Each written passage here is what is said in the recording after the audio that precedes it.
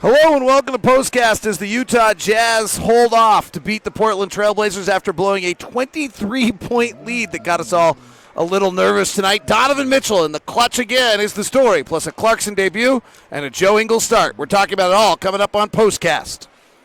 POSTCAST is brought to you by the store located at 6200 South and 20th East. All your holiday needs. If you got a New Year's Eve party you're putting on, also located at the Gateway right down from us. That's where I was today. That's where I picked up the eggs and the Abigail's bread for my wife today. So, that's where I was. Sorry, I was trying to move a chair back there. I almost fell over. It was almost really funny.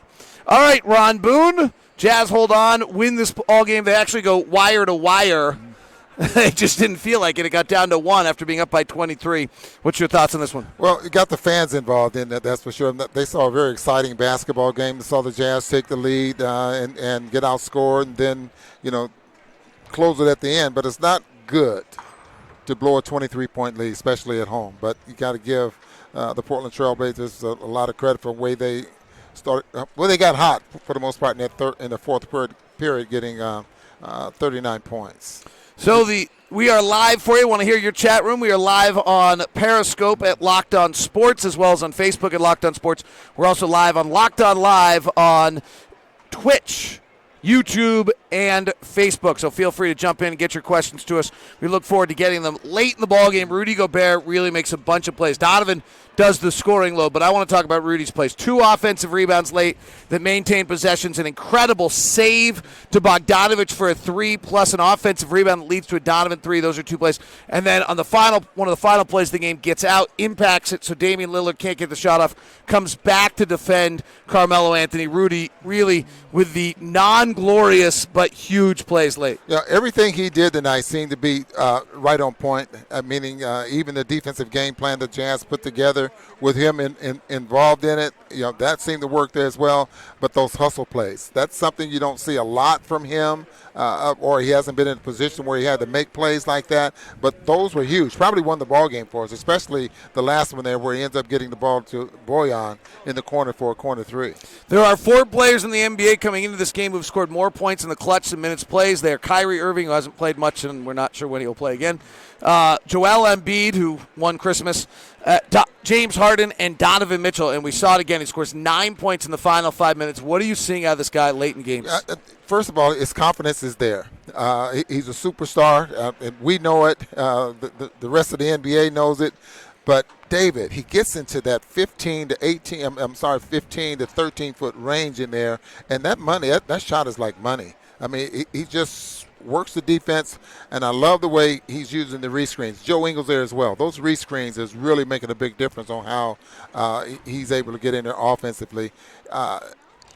What I think is more impressive is that the defensive plans, the defensive schemes that they put together is to stop Donovan Mitchell. He does this here, he does this there, that kind of thing. We want to do this when he does this, that type of thing, and he's still able to counter and get the job done.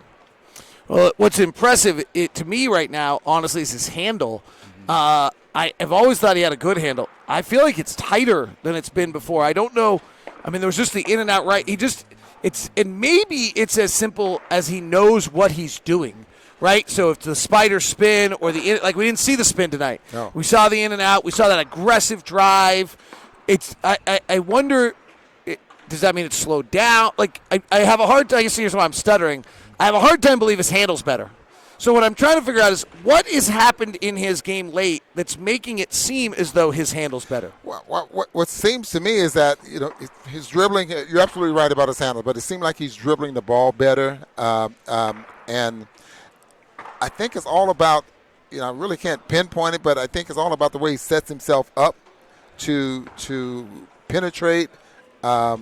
The way he uses his dribble. I've noticed once he's driving to the basket, he gets between 2 guys, and he pushes the ball ahead of him and catches up to it. That keeps him from getting stripped by putting that extra dribble right down close to you. You put it out in front of you, then you run up to it, and that's away from the defense. And is the game slowing down for him? Is it only in his 3rd year still? I mean, he's going up against Lillard, who's in his 7th tonight, and they're going head-to-head late. this all happening at a slower speed so you make the right decisions? That happens. That really happens, and that tells you right there that he's grown into what we call a superstar in this league. And you hear all the greats talk about the game slowing down, and the way he's able to do things right now, you would have to think that that's definitely the case. Jazz win another game that was within 5 in the final 5 minutes. They've actually won the most games of any team in the NBA. They're within 5 points with 5 minutes left, 14 wins on the season. Let's go to our chat room. Again, we are live on Locked On Live. You can jump in on that on or on Facebook, YouTube, or Twitch. We're on Locked On Sports for you on Twitter and on Facebook. Alex says Blazers never led. Kerrigan wants to meet Rudy's arm. JP says when Conley comes back, Royce has to go to the bench so Joe can continue to start, right? It does seem as though Joe needs to be on the floor 30-plus.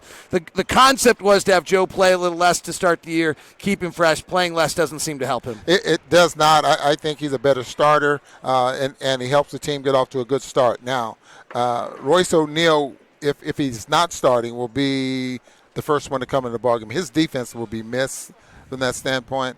But as long as the Jazz have a good feeling team-wise on how they want to defend guys, I think Joe can handle that.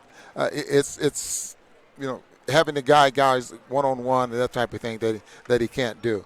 But that's a luxury that Quinn has. So it's better than the alternative of not having something like that. Dude, sometimes Joe guards the smaller players better because he's so big he actually can use the angles and his length than equal-sized players. The concern on this, by the way, would be is what it does to Bojan.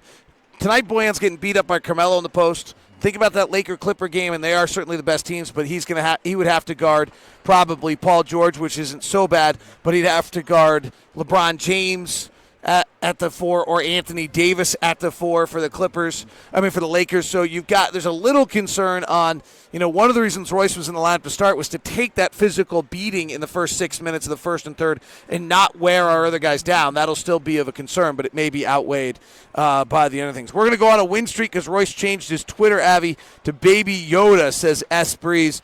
I don't know this Baby Yoda thing, but it worked for Donovan. It seems to work there. Alex says bench looks better with Clarkson. Do we expect that to continue any better?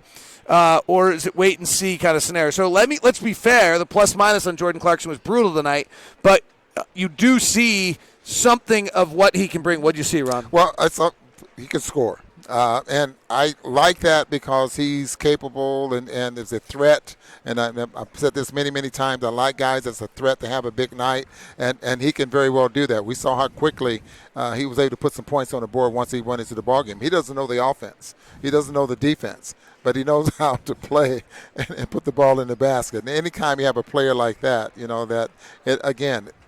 that's the reason they brought him here.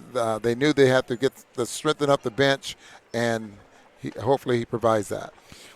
Joe Ingles starts, getting a bunch of comments. He was really special to start this game. Second biggest scoring quarter of his career. Yeah, 14. I think his first quarter high was 15, and he had 14, but he got off to a good start. I mean, those threes is falling.